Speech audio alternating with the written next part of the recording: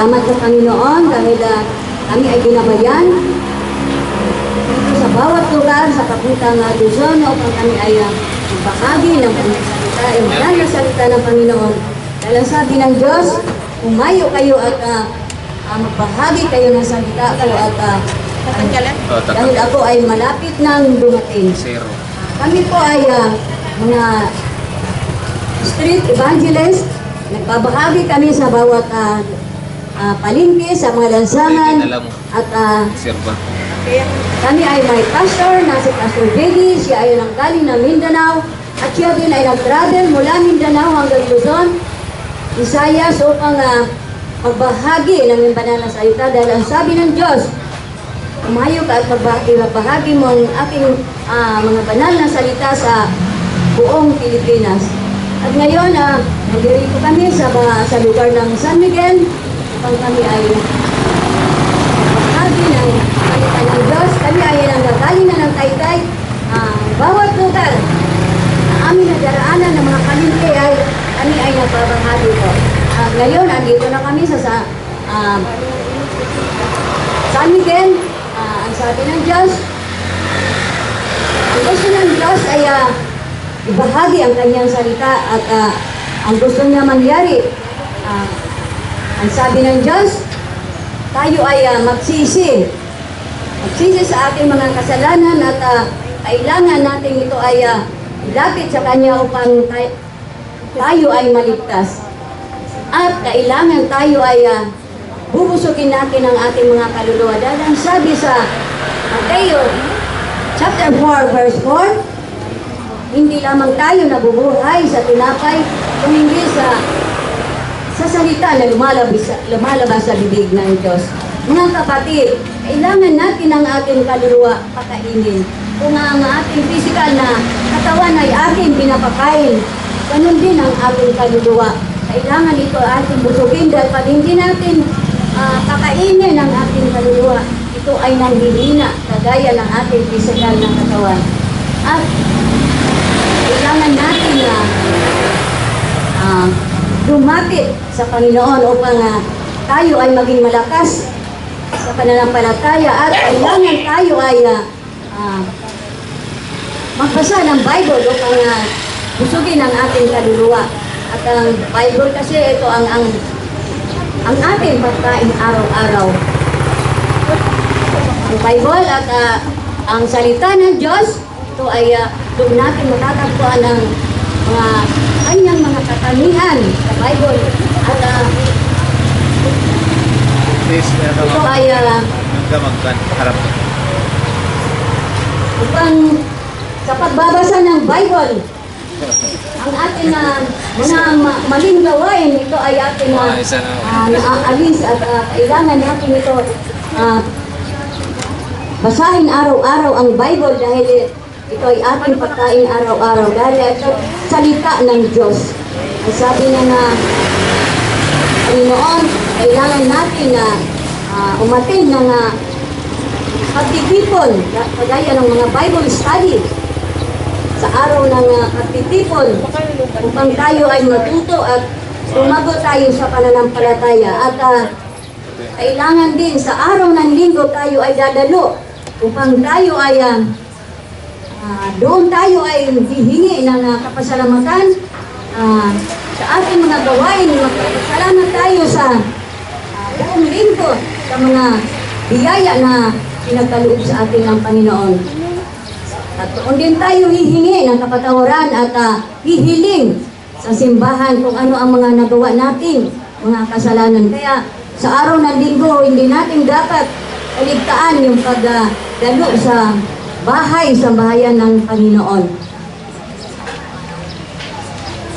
At kailangan din natin, busugin natin ang kaluluwa sa pamamagitan ng mga lahat ng mga pagtitipon. Kailangan ito natin ay daduluhan. Dahil sabi ng Diyos, kailangan natin lalapit tayo sa Kanya upang magsisi sa ating mga kasalanan at pagluhin natin ang mga ginagawa natin na hindi ka lugod-lugod sa Panginoon. At kailangan tayo ay binigyan tayo ng Diyos ng 6 na araw upang tayo ay maggawa, magtrabaho. Kahit anong gawin natin sa 6 na araw, overnight, overday tayo gagawa. Sa araw ng pagsamba ka, araw ng linggo, ito ay ating pagpaliban. Dahil ito ay banal na araw. Kaya mga kapatid, dapat ito ay atin na pagnilay-nilayan na tayo ay binigyan ng 7 araw at ang pang-7 araw ay ito ay para sa Kanya dahil ang dapat lang na ating sambahin ang Diyos, ang ating Panginoon dahil Siya ang lumikha sa lahat mga kung ano mayroon tayo dito sa kalupaan. Siya ang ating kalakasan na nagbigay ng biyaya kung anong mayroon tayo ngayon. Ito ay nagmumula sa Kanya. Siya ay nagligtas sa atin. Kung ano ang ating mga problema, kailangan na ito ay ating kung ano ang problema natin at tayo ay hihilin sa Kanya. Ito ay Kanyang tutubunin. Manampalataya lamang tayo sa Kanya. Siya ay hindi mag-aalinlangan tumulong sa atin. Kaya mga kapatid, dapat tayo ay lumapit sa Kanya at linisin ang ating mga puso't isipan at humingi ng kapatawaran sa Kanya kung anuman mga kasalanan ang ating nagawa mga kapatid. Dahil ang Diyos ay pag-ibig. Siya ay nagpagpatawad. Siya ay nakahandang magparusa din sa mga taong hindi kaparusahan niya mga tao na yung ulit-ulit ang mga kasalanan na ginagawa. Sasabihin nila, okay lang naman sa akin, ulit-ulit yung mga kasalanan ko, ngunit at ako'y lumapit sa Panginoon at ako'y hihingi ng kapatawaran.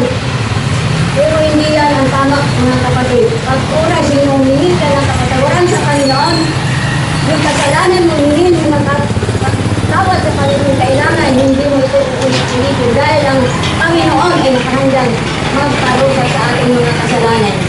At kailangan din mga kapatid, hindi tayo maniniwala sa mga Diyos-Diyosan. Dahil ang Diyos-Diyosan, mga kapatid, ito ay gawa ng tao lamang, inukit sa kahoy at hinulma lang sa mga semento.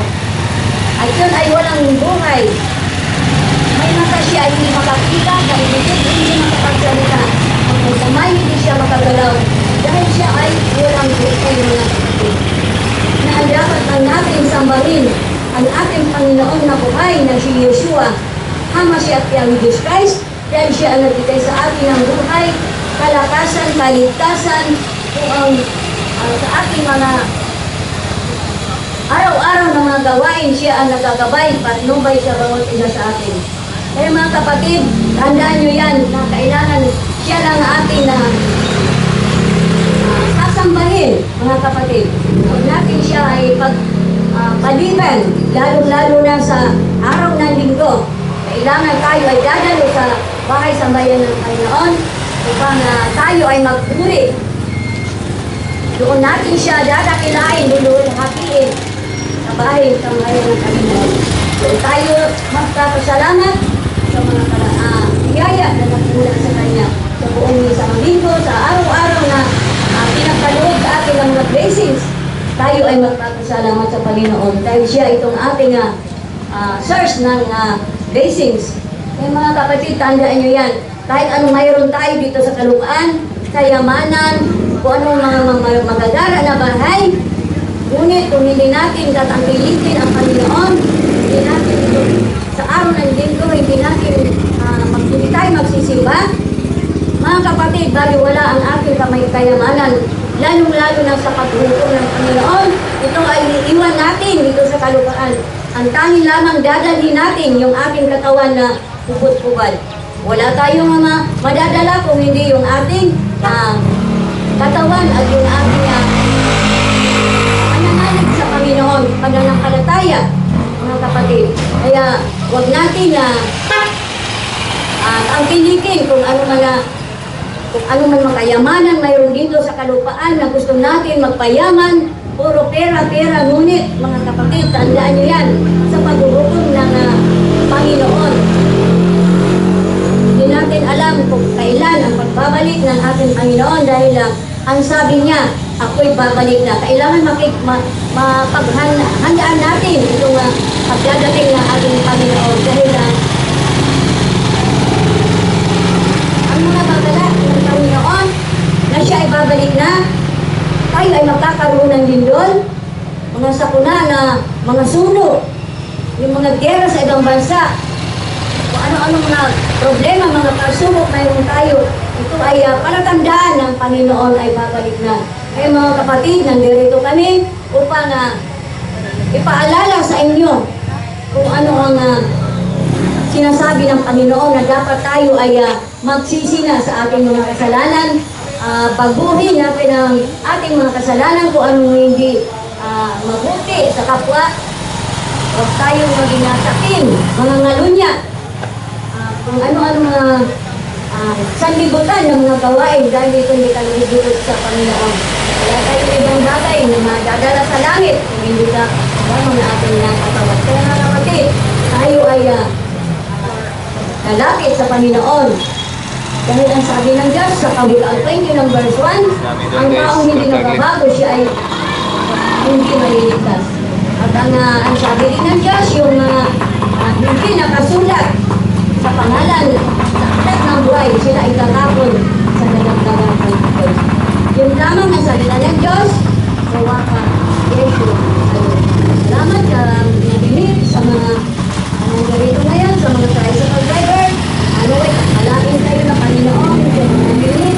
Hindi sa sila nakinig. Panginoon ang nakakaalam sa bawat puso ng kanyang kikita. Kaya mga kapatid, yung aming mga binabahagi dito sa bawat paligid, ito ay aming paalala sa bawat tao upang sila ay magsisi na sa kanilang mga kasalanan. Glory to God. Tayo ay manalangin. Yes, Lord Yeshua Mashiach Jesus Christ. Maraming salamat, Panginoon, dahil dinala mo kami dito sa bayan ng San Miguel upang kami ay magbahagi ng banal na salita. Salamat, Panginoon, dahil sila ay pinahintulutan kami upang kami magbahagi ng iyong banal na salita. Salamat sa mga tao na dito ngayon, sa mga drivers, sa mga tindera. Maraming salamat, Panginoon. I-bless mo ang bawat isa, Panginoon, sa kanilang mga hanap buhay.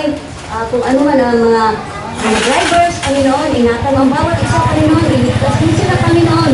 Huwag mo siyang pabayaan, magkaroon ng sakuna, Panginoon, sa buhay. Ang mga karamdaman, aksidente, Panginoon, patus. Ingatan mo sila, Panginoon. Tayo po ang manguna sa kanilang mga gawain ngayong araw na ito. Maraming salamat, Panginoon, sa tanghali ito, Panginoon. Lahat ng aming gawain mo, Panginoon, ito ay para sa iyo lamang. Yeshua, Morning pa Jesus yata. Christ, to the glory. Morning.